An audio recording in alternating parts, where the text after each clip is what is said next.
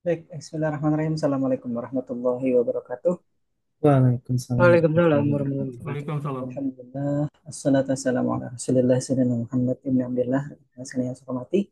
Alhamdulillah kita pada kesempatan hari ini bertemu lagi dalam kondisi alhamdulillah sehat walafiat dan sudah banyak kawan kita yang hadir di hari ini. Kita coba sapa dulu ada Mas Rizky Madudin, kemudian Muhammad, ini ketutup namanya sebentar ya. Saya klik sini dulu. Muhammad Rinaldi ya, benar. Iya, Pak. Iya, betul. Nah, saya kalau salah sebut karena namanya kepotong. Nah, saya geser dulu. Ah, ya. Kemudian Mas Arif Prasetyo dan juga Muhammad Soleh Rifki Kosasih. Ada beberapa kawan kita nanti yang sambil Jadi, jalan bergabung. Nanti kita sapa lagi. Baik, kita sudah sampai ke materi yang atau pertemuan ke-9. Sebenarnya ada beberapa materi yang kemudian sebelumnya itu saya lewati karena memang kita mengejar materi sampai nanti ke pertemuan ke-15 ya, karena pertemuan ke-16 itu adalah ujian akhir semester. Ntar saya coba share screen dulu ke sini. Hmm, Kemudian, baik, ke sini dulu ya. Nah, kita masuk ke materi tentang apa namanya KIPET ya. Jadi kalau sebelumnya kita sudah bahas terkait dengan apa namanya LCD, jadi eh, saya tidak bahas dulu LCD yang menggunakan modul I2C-nya, karena sebenarnya itu sama aja cara kerjanya, cuma cara mengoneksikannya saja yang sedikit berbeda dengan yang kemarin kita sudah saya sampaikan materinya atau teorinya. Kawan-kawan mungkin nanti kalau ada yang kemudian berminat untuk melakukan penelitian terkait dengan mikrokontroler ini, banyak sekali kemudian peluang-peluang yang bisa dikerjakan ya. Nah, dulu di kelas yang apa namanya reguler sore ini, kalau dulu namanya kelas eksekutif itu ada yang kemudian bekerja di perusahaan, kemudian membuatkan sistem hidup dan mematikan gensetnya secara otomatis. Jadi dibuktikan ada kontaktornya di situ. Jadi tidak hanya kemudian hanya sekedar simulasi program biasa, tapi simulasi program yang kemudian juga bisa menghidupkan gensetnya menggunakan kontaktor. Jadi ada kontaktor listrik 220 yang kemudian itu akan menghidupkan starter dari si gensetnya. Nah, kalau misalkan gensetnya nanti hidup, itu ada indikatornya lagi yang oleh mikrokontroler kemudian diterima lagi sinyalnya dan kemudian dia akan menghentikan proses mengoneksikan atau menghidupkan motor starter melalui kontaktornya. Nah, itu yang dilakukan dulu oleh apa namanya kawan-kawan mahasiswa di kelas reguler sore sore ya. Sekarang beliaunya bekerja di rumah sakit Ulin Banjarmasin kalau tidak salah ingat. Ada juga dulu yang mengerjakan kelas ini ya, eh, keranjang belanja apa namanya yang kemudian mengikuti si penjualnya itu juga menggunakan ada kameranya, ada kemudian mikrokontrolernya sebagai pengontrol utamanya. Nah, itu juga dikerjakan oleh kawan-kawan yang di kelas reguler sore seperti ini. Saya tidak ingat namanya Maria atau siapa dulu ya, perempuan atau putri ya. Itu karena mungkin kaitannya dengan putri biasanya atau perempuan biasanya berbelanja ke minimarket atau kemana. Nah, dia membayangkan bagaimana kemudian seperti halnya di luar negeri itu atau di Cina atau di tempat lainnya. Kemudian keranjang belanjanya itu bisa mengikuti orangnya. Nah, dengan mengikuti pola warna tertentu kemudian bisa ikut. Ya, walaupun mungkin tidak terlalu sempurna ya apa yang dibuat, tapi memang sudah idenya sudah cukup luar biasa dan kemudian dibuktikan dengan apa namanya keranjang kecil gitu yang kemudian bisa bergerak, ada motor penggeraknya, ada kemudian kameranya yang mengikuti eh, apa ya si empunya keranjang belanja atau yang sedang belanja seperti itu. Baik, itu gambaran saja ya. Nah, kemudian apa kaitannya dengan si membran keypad ini? Jadi, membran keypad ini sebenarnya adalah hmm, apa namanya perangkat masukan yang kemudian kita bisa berikan ke microcontroller untuk kemudian nanti dia bisa memberikan karakter berupa angka ataupun huruf. Di sini memang baru dibatasi angka 0 sampai 9 plus A sampai D dan juga ada karakter bintang dan juga tagar di situ ya.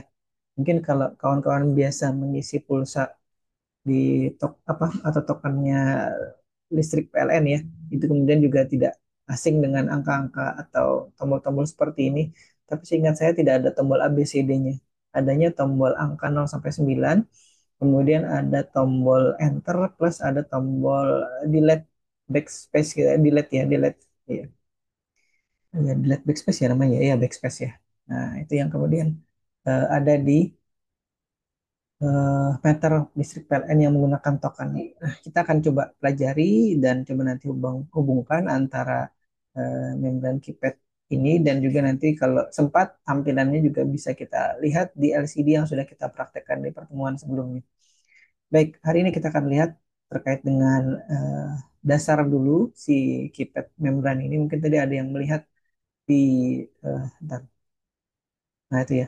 Di kamera saya yang satunya itu ada ikat membrannya saya sudah tampilkan di situ di atas modul eh, microcontrollernya. Kalian bisa lihat di situ bentuknya yang kemudian tadi sama seperti di sini ya.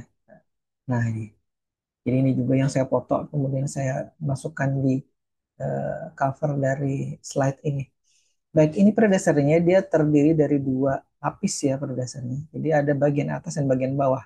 Bagian atas itu nanti juga sama-sama terdiri dari apa namanya bagian yang bisa menghubungkan atau mengalirkan arus listrik. Di sini disebut sebagai conductive traces atau jalur menghubung jalur yang kemudian mengalirkan arus listriknya ya.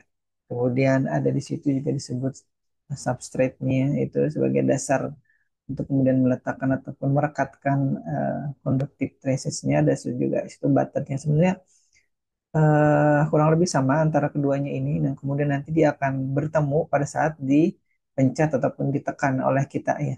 Jadi bagian atasnya itu juga kemudian akan menemui bagian bawah. Nah, itu yang kemudian nanti akan dibaca proses pertemuannya itu oleh si microcontroller. Nanti akan kita lihat pada saat kita melihat lebih dalam lagi ya. Kemudian di situ ada bagian yang lainnya yang disebut sebagai electrical context itu kita sebut sebagai pin atau header. Itu kebetulan yang eh, ada di sini tipikalnya adalah female header. Jadi kemudian kalau kita hubungkan dia ke microcontroller yang ada di Atmega eh, 2560 Pro Mini itu sudah langsung kita bisa pasangkan, tidak perlu kemudian kita menambahkan jumper tambahan lagi seperti yang ini ya, ini jumper ini. Karena dia sudah langsung konektornya sudah female, sedangkan kemudian header yang ada di microcontroller boardnya itu adalah yang male. Jadi langsung sudah sepasang dia. Itu yang kemudian memudahkan kita tinggal tancap saja. Hanya saja kemudian kita tidak bisa memilih jalur ataupun port digital yang kemudian berurutan. Jadi karena di Atmega 2560 Pro Mini itu posisi pinnya itu adalah ganjil di bagian atas bagian bawah kalau tidak salah. Maaf, bagian atas benar. Benar, oh iya bagian bawah. Kemudian bagian atasnya adalah genap. Nah, itu yang kemudian akan kita gunakan salah satu genap ataupun ganjil saja. Nah, kemudian di sini nanti akan mungkin kita akan contohkan di posisi yang ganjil dulu ya. Sebenarnya kita tinggal pindahkan di programnya nanti untuk kalau misalkan dia berubah posisi di pin yang genap. Dan kemudian kalau misalkan ingin ternyata menyusun posisi pinnya itu berurutan, nah itu bisa saja tinggal diberi jumper saja nanti. Itu pakai jumper yang female to male jadinya ya. Karena harus menghubungkan yang male-nya ke sini, ke electrical contact di membran keypadnya, kemudian yang female-nya ke Arduino Mega Pro Mini yang male header-nya. Nah, itu yang kemudian harus ditambahkan. Jadi kurang lebih seperti kali ini yang saya pegang ini adalah female to female ini. Ini female to female connector. Jadi harus yang pakai male to female ada di dalam boxnya peralatan praktikum Smith Banjar Baru itu ya.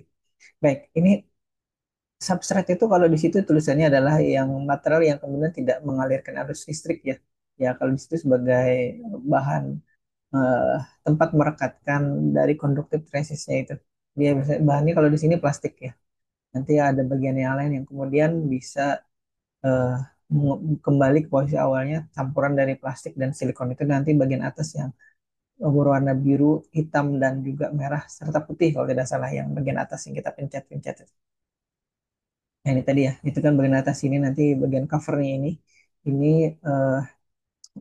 berwarna biru, hitam, kemudian putih, ada merah di situ ya.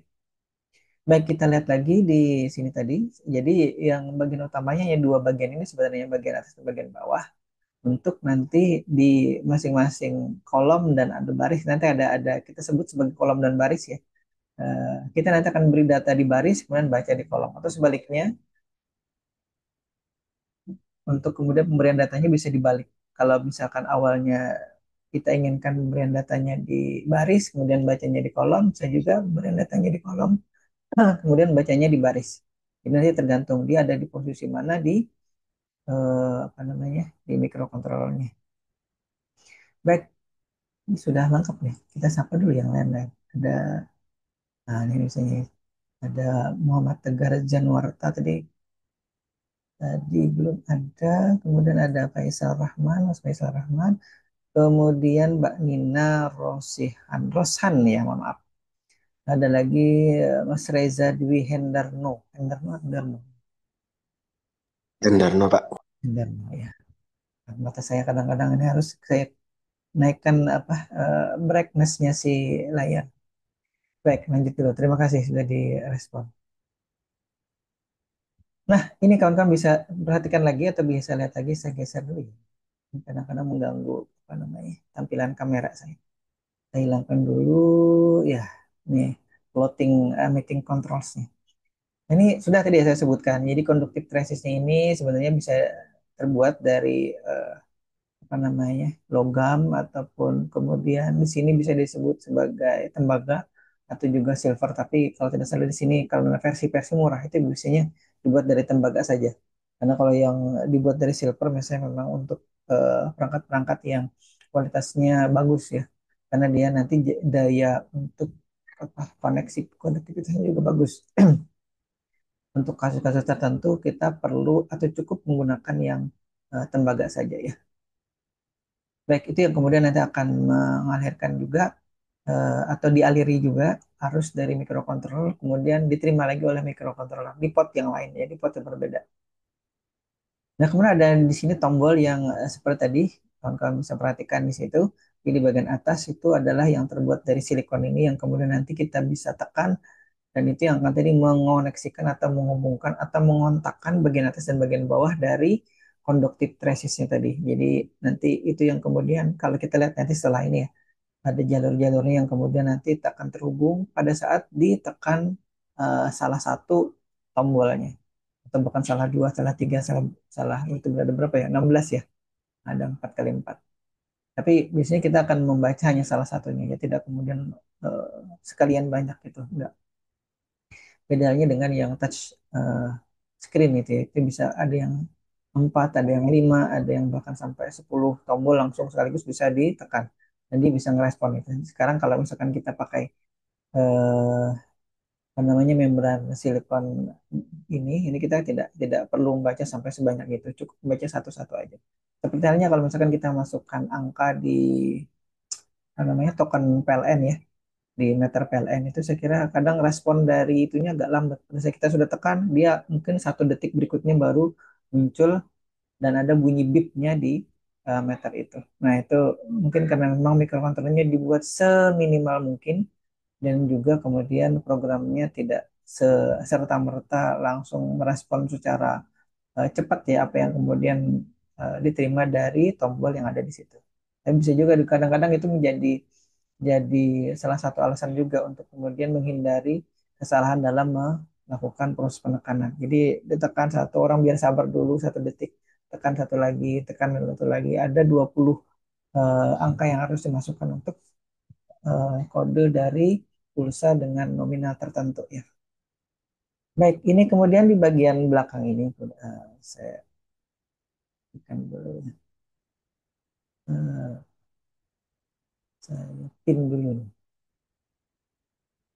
Kadang saya lupa-lupa ngepinnya gini. Nah, ini bagian belakang ini ya. Misalnya bisa dikoyak ya, atau dibuka ya. Ini kalau saya coba buka. Nah, ini kan kelihatan ini. Ini adalah sebagian sebagai perekatnya ya. Di situ disebut sebagai adhesive partnya yang kemudian nanti kita bisa gunakan untuk menempelkannya ke modul yang kita gunakan. Misalkan kalau di yang sekarang nih ya, ada mahasiswa yang kemudian membuat berangkas elektronik berbasis keypad ini plus juga RFID. Ada juga yang kemudian berangkas itu satunya lagi sama-sama berangkas. Dia menggunakan eh, sidik jari plus pin ini kalau tidak salah ingat, atau RFID satunya saya tidak ingat persisnya. Jadi satu orang itu menggunakan dua dua jenis namanya masukan yang berbeda untuk membedakan antara satu dengan yang lainnya.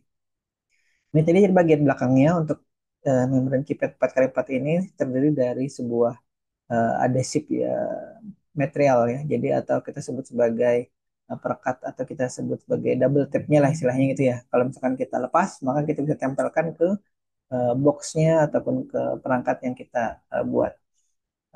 Itu yang kemudian ada di sininya ya. Makanya kemudian tadi di sini di slide ini ya disebutkan bahwa dia, bentar, ini stop share-nya, kemudian ini kena pin ya. Saya share lagi. Oke.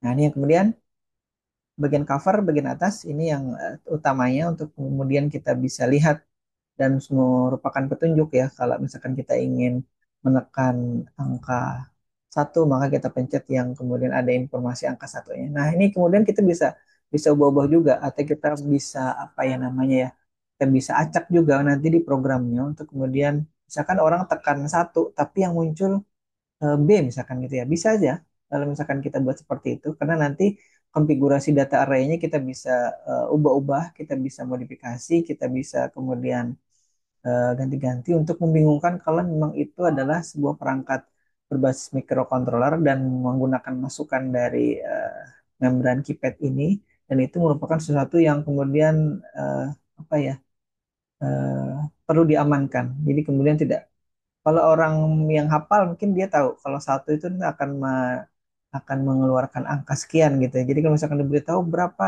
pinnya, pinnya adalah A B C D E misalkan, A B C D misalkan gitu ya. Tapi sebenarnya kalau ditekan A B C D nanti yang diterima oleh microcontroller bukan A B C D tapi angka yang lain.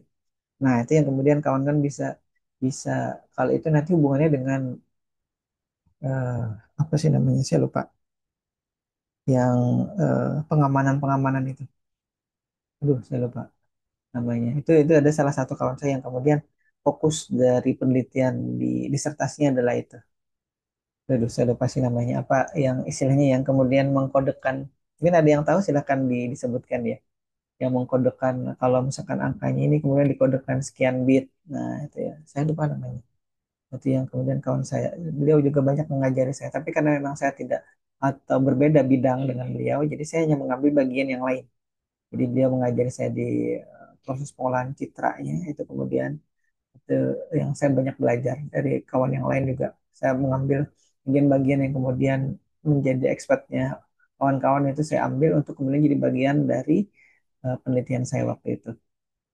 Baik, jadi kalau misalkan kawan-kawan di Singit Banjarbaru ini juga ya, itu biasanya kalau nanti sudah mulai kemudian membuat proposal penelitian itu bisa jadi nanti akan kelihatan dia interestnya kemana atau yang bersangkutan itu tertariknya ke bagian mana. Ada juga yang kemudian ke basis data, ada yang kemudian ke sistem kontrol, ada yang ke yang lain, ya. Macam-macam. Ada yang kemudian bikin informasi. Nah ini kalau di ini kan prodinya kan TI semua kan. Jadi ke arahnya mungkin tidak banyak ke sistem informasi dan mungkin prodi juga sudah mewanti-wanti karena ini prodinya adalah prodi teknik informatika maka bukan tidak boleh tapi kemudian kita harus menyesuaikan dengan prodinya atau dengan visi misinya atau dengan kemudian keahlian yang harus diperoleh dari prodi ini. Jangan sampai kemudian nanti prodinya teknik informatika tapi banyak ke apa namanya informasi misalkan itu ya. Nah, itu yang kemudian nanti agak dipertanyakan oleh orang di luar sana. Jadi kita harus harus on the track untuk kemudian tetap pada posisi teknik informatika seperti itu ya. Ya walaupun tidak ditutup kemungkinan kemudian bisa lintas gitu. Baik, kita lanjut lagi. Ini adalah bagian belakang dan bagian depannya tadi. Tapi karena memang tadi sudah pada saat dibuka bagian belakangnya malah yang terlihat adalah bagian adesif atau bagian perekatnya ya. Nanti akan kita lihat. Nah, ini adalah posisi dari tombol tombol yang ada itu untuk kemudian kita lihat secara elektronik ya. Kurang lebih seperti ini. Bukan secara elektronik sih ya. Secara grafik sirkuitnya kurang lebih seperti itu ya. Jadi di dalam tombol membran keypad 4x4 ini kurang lebih seperti ini. Jadi kalau kamu perhatikan yang berwarna merah gitu ya, jalur berwarna merah, itu ada tombol warna biru, itu kurang lebih ya. Tombol warna biru, kemudian ada jalur-jalur yang lain tadi atau electrical traces tadi yang berwarna hitam itu. Nah, itu kemudian ada jalur yang berwarna merah. Maka kalau seandainya kemudian kita beri data ya, eh, kita anggap sekarang kita memberi datanya di baris, kemudian kita akan membaca datanya itu di kolom. Jadi ada 4 baris, row 1, row 2, row 3, row 4 atau baris 1, 2, 3 dan 4. Dan ada kolom 1, 2, 3 dan 4. Kawan-kawan bisa perhatikan di situ ya. Artinya kalau pada saat tertentu di sini di ilustrasi yang ada di slide ini, kemudian sebentar saya remove ini dulu. Nah, kemudian kita beri data di row 3 dan kemudian terbaca itu datanya di misalkan datanya diberi data 1 ya. Kemudian beri data 1 di pin digital yang kemudian dihubungkan ke row 3 ini di keypadnya ini, maka itu kemudian ternyata pada saat detik berikutnya kita setelah kita beri data di 3 dibaca nih, terbaca di kolom 1, kolom 2, kolom 3 atau kolom 4. Nah, itu ya. Jadi cara nanti memberi datanya kurang lebih seperti ini ya. Kita beri data dulu urutannya ya. Urutannya kita beri data 1 di baris 1. Kemudian kita baca di detik berikutnya ataupun di waktu berikutnya itu. Entah setengah detik nanti jedanya, entah kemudian 1 detik ya. Di kolom 1, kemudian misalkan 100 milidetik berikutnya di kolom 2, 100 milidetik berikutnya di kolom 3, 100 milidetik berikutnya di kolom 4. Ternyata tidak ada yang terbaca di kolom 1, 2, 3 atau 4. Di pin yang di sini dinamai kolom 1, kolom 2, atau kolom 3 atau kolom 4. Kemudian kita beri data lagi di row 2, di pin yang dinamai row 2 nih. Kita beri data 1. Kemudian setelah itu 1 detik berikutnya kita baca di kolom 1, 100 milidetik berikutnya di kolom 2, 100 milidetik berikutnya kolom 3 dan kolom 4. Ternyata juga tidak terbaca. Tidak ada data yang berlogika 1 di kolom 1, 2, 3 atau kolom 4. Setelah tadi pemberian data di row 2 ya. Kemudian pada saat kemudian kita beri data di row 3, di data 1 ini diberikan, kemudian detik berikutnya kita baca, ternyata terbaca di kolom 1 gitu ya. Kemudian di kolom 2 tidak terbaca, di kolom 3 tidak terbaca, di kolom 4 tidak terbaca. Nah, artinya kalau terbaca tadi pada saat pemberian data di row 3 atau di baris 3 itu di kolom 1, maka itu artinya tombol yang kepencet adalah konfigurasi yang nomor 7 di sini ya. Terlepas dari nanti kita bisa ubah ya. Kita anggap sekarang apa yang ada di data array kita nantinya itu sama dengan konfigurasi posisi pin apa namanya posisi angka dan huruf ini. Jadi tidak kemudian kita ubah. Kalau 1 ya 1, kalau 2 ya 2 gitu. Sementara kita tidak kemudian oh ya tadi namanya enkripsi ya. Nah, kita tidak berbicara enkripsi tadi. Artinya tidak diacak-acak posisi datanya ini. Jadi sama kalau 1 ya 1, kalau A yang A, D D gitu. Nah, ternyata seperti tadi ya, pada saat kita beri data di row 3, ternyata terbaca datanya itu di kolom 1. Nah, berarti kita sudah kemudian bisa mengidentifikasi jika seperti itu, maka yang dipencet oleh usernya mestinya gitu ya, mestinya adalah angka 7 seperti itu. Tapi pada saat kemudian ternyata kita beri data di row 3, data 1, terbacanya di kolom 2, maka itu artinya yang dipencet oleh usernya adalah angka 8 di sini dan seterusnya ya menjadi 7, 8, 9 C itu adalah hasil pemberian data di row 3 dan terbaca di kolom 1, 2, 3 atau 4 seperti itu. Nah, begitu pula kalau misalkan kita beri data di row 4, maka kalau misalkan terbaca di kolom 1 itu artinya adalah yang dipencet atau ditekan tombolnya atau membran keypadnya adalah yang apa namanya di sini bintang ya. Nah, kemudian kalau yang diberi data di row 4, kemudian yang terbaca di kolom 2, maka itu artinya yang dipencet adalah angka 0 di sini. Begitu pula dan seterusnya di sini. Nah, seperti itu yang terjadi ya, yang kita lakukan. Nah, hanya saja nanti proses pemberian data dan pembacaan itu kita kemudian tidak secara detail ya mengoding programnya. Karena apa? Kita akan menggunakan drivernya lagi ya, atau istilahnya kita di microcontroller ini kita menggunakan headernya atau library-nya aja. Jadi kita pakai library-nya biar dia nanti menentukan kapan dan berapa lama untuk harus memberi data di row 1, 2, 3, 4, dan kemudian bacanya lagi di kolom 1, 2, 3, dan 4. Artinya di sini kalau misalkan kita memberi data sekali ya di row 1, maka kita akan bacanya 4 kali.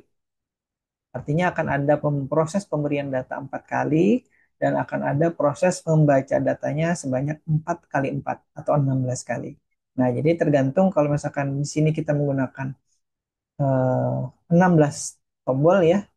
Jadi cukup kemudian kita hanya nanti menggunakan 8 pin saja yang harus dihubungkan ke mikrokontrolernya. Itu nanti untuk keperluan pemberian data dan kemudian untuk keperluan membaca datanya lagi. Jadi data yang diberi kemudian di patch apa ya, di patch itu ya, diambil lagi, diperoleh lagi atau di scan lagi, istilahnya untuk kemudian kita olah lagi. Kalau yang terbaca itu, nah maka kita akan tampilkan data yang terbacanya. Baik, kita lihat dulu ya. Ini tadi konfigurasinya. Mudah-mudahan kalau kawan-kawan ada yang kemudian belum paham bisa sambil ditanyakan. Kita lihat berikutnya lagi, ini adalah konfigurasi yang sudah ditentukan oleh si pembuat atau si produsen ataupun si pabriknya ini posisi dari row, rows dan columns-nya ini ya. Jadi baris dan kolomnya ini sudah ditentukan posisi untuk pin-pinnya. Jadi kita kemudian tinggal pasang saja di sini ya. Di sini kemudian entar bisa. Oh ya, perhatikan di sini aja daripada kalau di gambarnya mungkin di gambar di kameranya mungkin tidak terlalu jelas.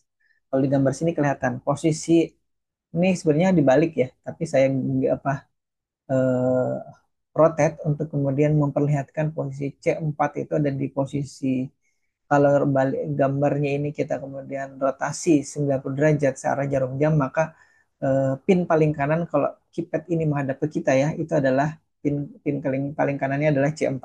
Geser ke kiri C3, C2, C1, R4, R3 sampai R1 di situ. Nah, itu yang perlu kita eh, catat baik-baik nanti pada saat kemudian kita menghubungkan pinnya ini ke microcontroller.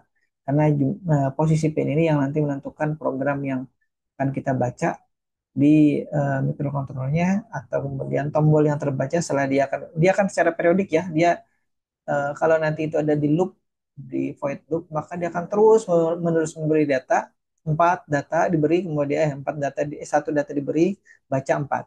Satu data diberi, baca empat. Satu data diberi, kemudian baca empat. Satu data diberi, baca empat. Dan itu terus menerus sampai nanti kita kemudian mematikan mikrokontrolernya. Selama mikrokontrolernya masih terhubung ke power, maka kemudian proses itu akan terus berjalan sampai nanti dia akan mendeteksi, oh ada angka satu yang dipencet, oh ada angka 5 misalkan dipencet, oh ada huruf D yang kepencet seperti itu. Nah itu yang terjadi ya. Di, oh ada yang keluar, tadi 11 saya lihat, sekarang jadi 10. Saya tidak ingat persis. Oh kamera saya masih hidup satunya. Oh masih ada. Nah, oh ya kamera saya masih hidup. Tangan saya masih ada, oke. Karena bisa jadi ada gangguan koneksi internet. Baik, saya geser lagi.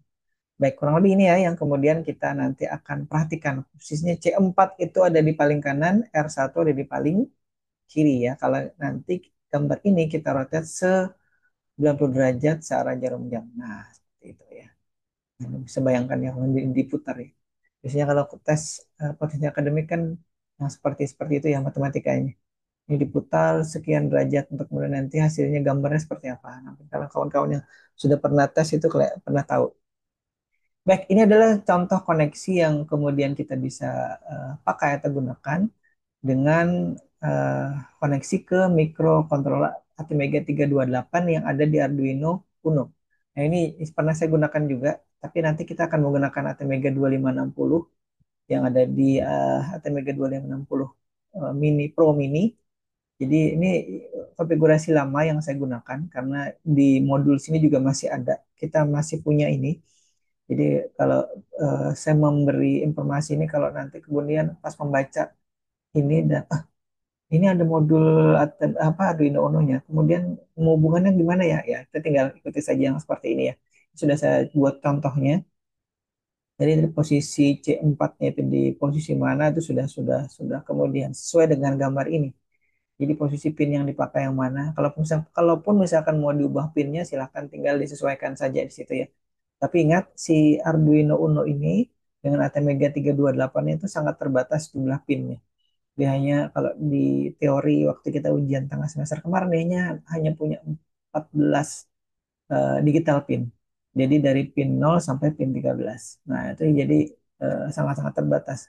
Karenanya kalau misalkan kita menggunakan Arduino Uno ini untuk keperluan yang misalkan cukup kompleks itu ya. Kadang-kadang kemudian kita harus menggunakan lebih dari satu. Dulu-dulu tuh ya. Karena dulu-dulu itu kami belum punya yang ya Mega 2560 ini. Dulu punyanya ATmega 168 sama dengan 328 ini tapi clocknya di bawahnya lagi atau kecepatannya di bawah lagi dari yang Arduino Uno ini. Jadi Arduino Uno ini dulu sempat dipakai oleh mahasiswa juga tahun 2011 atau 2012 itu. Dari 2011 kalau tidak salah ingat ya, waktu ke Palu, Sulawesi Tengah. Kemudian ujung pandang juga mereka masih menggunakan ini dan 168-nya masih digunakan. Tiga ini yang ini 328. Di Bali masih kayaknya. Kita mulai menggunakan Mega itu mungkin 2014 kalau tidak salah. Mega yang 2560. Dan kalau yang Mega 2560 Pro Mini ini 2022 kalau tidak salah. Jadi sudah di-upgrade. Terus mungkin nanti kalau misalkan ada perkembangan lagi, saya bisa saja minta ke Prodi untuk kemudian di-upgrade. Jadi kita tidak kemudian ketinggalan dengan perangkat yang lama ini. Jadi ini konfigurasi yang lama ya. Jadi kawan-kawan bisa nanti mau mencoba ini. Sebenarnya di luar sana itu ada simulator ya. Saya belum sempat mengajar atau mempelajari itu, sehingga kemudian kalau saya ajarkan saya yang tidak bisa. Karena saya biasa menggunakan modul asli, tidak kemudian simulator.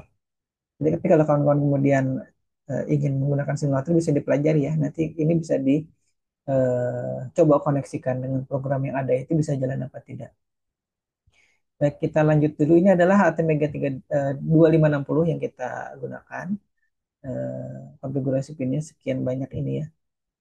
Ada 53 di sini pinnya. Jadi digital pinnya dari 0, berarti ada 54 ya. Dari 0 sampai 53 digital pinnya. Nah, berarti dia punya 54 pin. Dua yang biasanya kita tidak gunakan yang 0 dan 1 itu.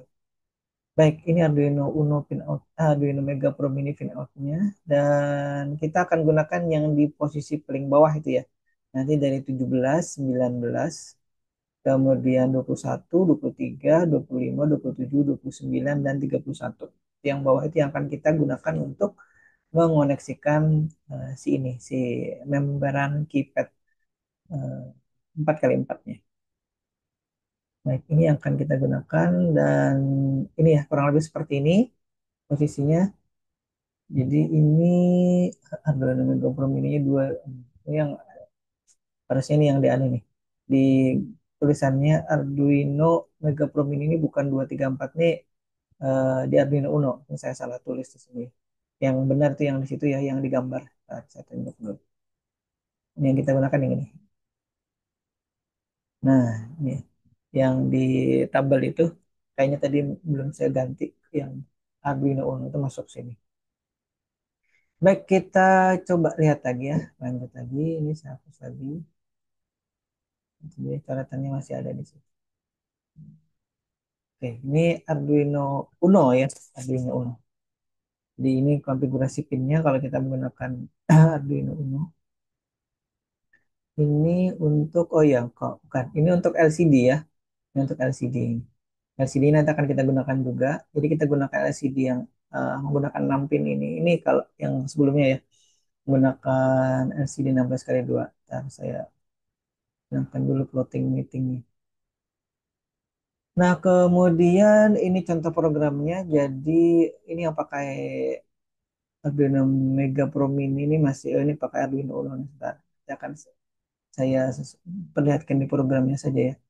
Jadi kita akan nanti membacanya dan kemudian melihat hasil pembacaannya itu di eh, apa namanya ini serial monitor dulu ya sebelum kita ke LCD nanti. Coba kalau yang saya perlihatkan di slide ini adalah ini yang sudah menggunakan LCD. Jadi kita akan gabungkan nanti secara perlahan dulu ya, tidak kemudian ujuk-ujuk nanti biar tidak kaget dan biar tidak bingung. Jadi satu-satu. Nah, ini sekedar mengulangi saja bahwa Arduino IDE itu kalau dibuka pertama kali akan memperlihatkan dua folder ini ya, void setup dan void loop ini yang kemudian akan kita gunakan. Jadi kalau salah satu atau dua-duanya dari folder ini tidak ada, biasanya ada pesan error yang ditampilkan oleh si Arduino IDE ini. Dan itu masih yang versi 21.0 ya. Saya sudah menggunakan yang 23.2. Nah, kalau yang kawan-kawan, nah ini kalau saya tulis di situ yang 20 yang lebih baru, maksudnya 236 yang sekarang ada di websitenya Arduino itu, kawan-kawan bisa unduh yang baru. Baik, kita lihat di sini akan kita perlukan tambahan library. Kalau kemarin sudah menggunakan Liquid Crystal library ya, kita akan menggunakan Keypad library di sini. Library-nya dari Max Stanley dan Alexander Breivik ini. Yang akan kita gunakan versi yang ada di situ kalau tidak salah 31.0 dan juga 3.1.1. Nah, ini yang di tempat saya kebetulan sudah yang 311 ini anunya, versi dari library-nya. Jadi kalau misalkan ini belum ada nanti mesti biasanya ya, mesti biasanya kemungkinan besar akan ada pesan error dan dia akan mencari library itu karena kita menggunakannya di program, tapi di folder dari Arduino ini dia tidak menemukan itu dan atau juga sudah kita install tapi foldernya berbeda di mana kemudian si program yang kita simpan itu berada ya. Jadi saya menemukan kawan-kawan mahasiswa yang kelas yang lain itu juga sama pada saat mereka mencoba, Pak kenapa tidak jalan ya? Pada saat saya lihat komentarnya di situ kan di output itu kan kelihatan dia. Oh ternyata foldernya dia cari folder di tempat dia menyimpan instalasi dari library-nya, tapi dia tidak temukan pada saat dia menjalankan program yang tadi itu ya, yang kemudian membaca tombol eh, apa namanya membran keypadnya. Nah itu yang harus kita perhatikan baik-baik juga. Jadi ini tadi dari library-nya sudah saya sebutkan. Kita akan install yang versi 3.1 di situ ya. Nah ini contoh dari programnya dan seperti tadi ya. Ini kalau menggunakan Arduino Uno posisinya seperti ini. Jadi 9876 kita akan menggunakan Arduino Micro Pro ini akan ada perubahan sedikit posisi dari apa namanya pin digital untuk yang kita hubungkan ke keypadnya ya. Kemudian sebentar. Yang pertama tadi paling atas ini keypad dot header ini adalah library-nya kita mengincludekan atau menyertakan bahasa ininya ya, menyertakan si keypad .h-nya, headernya tadi atau library-nya tadi di paling atas. Kalau misalkan kita menggunakan LCD nanti kita perlu juga menyertakan header LCD-nya atau liquid crystal-nya. Karena kita kemudian baru sementara ini menggunakan keypad tanpa LCD, jadi kita biarkan saja seperti itu. Kemudian rows-nya ada 4, kemudian calls-nya atau kolomnya ada 4. Jadi konstanta di situ adalah jumlah baris dan kolomnya ya. Kalau nanti ada keypad yang kemudian kita bisa bangun sendiri, kita bisa rakit sendiri dan kemudian jumlahnya tergantung kita ya. Kita bisa misalnya bikin keypad yang 4 kali 6 misalkan. Boleh-boleh saja rows-nya ada 4, kolomnya ada 6 misalkan. Nah, kalau keypad ada di laptop saya ini kemudian kalau kita bisa hitung ya, ada 1, 2, 3, 4, 5, 6. Ada 6 baris dan kolomnya kurang lebih 1, 4, 6, 8, 10, 12, 14 kolom. Nah itu, tapi nanti biasanya kalau kita menggunakan keyboard ya, itu ada library-nya sendiri. Jadi kita tidak perlu kemudian membuat yang seperti ini. Nah, kecuali memang kita di custom sendiri ya. Jadi kalau nanti kawan-kawan perhatikan, misalkan ada eh, perangkat apa namanya yang kemudian bisa memberi masukan ke ini ya, kan nanti ada display ini. Nah, display dot metric ini misalkan dibuat sendiri, kemudian dibuatkan keypadnya sendiri, ada huruf dan juga angkanya, nggak ada tombol-tombol yang lainnya. Jadi dibangun sendiri oleh oleh si produsen ininya, produsen apa namanya ini dot metricnya. Jadi bisa diprogram secara mandiri oleh usernya misalkan yang beli. Ya. Nah itu kita bisa bikin sendiri. Nah dan ininya juga kita bisa setting. Misalkan tadi 6 kali 4 atau misalkan 6 kali 10 misalkan kalau tadi di sini 6 kali 14 atau 6 kali 12 gitu ya. Kita bisa bisa setting sesuai dengan keperluan kita. Nah, kemudian yang tadi saya katakan kita bisa kemudian ini ya. Ini namanya data array, data karakter, kemudian variabelnya keys, di situ row column, row baris kolomnya. Kemudian konfigurasinya itu karena kita tidak mengubah-ubah, jadi kita biarkan posisi pojok kanan kiri atas adalah 1, posisi pojok kiri bawahnya adalah bintang di situ ya, atau kali di situ ya. Nah, kemudian posisi pojok kanan atasnya adalah A, posisi pojok kanan bawahnya adalah D. Nanti yang kemudian konfigurasinya kita ikuti dan sesuaikan atau samakan dengan si apa namanya Arduino Mega Pro ini. Sebentar saya copy dulu ya. Waktunya ini sangat terbatas. Sebentar. Tadi di sebentar, di PowerPoint. Oke, saya stop dulu sebentar. Saya ke PowerPoint tadi. Saya coba copy. Ini ya bagian ini. Dan waktunya tinggal 7 menit. Baik, kita akan coba masuk. Saya share screen dulu ya. Saya share screen untuk Arduino-nya. Dan waktunya tinggal 7 menit. Jadi paling tidak hari ini kita melihat yang ada di ininya dulu ya. Ada di hari ini saya search dulu. Apa ini biasa ke file baru aja.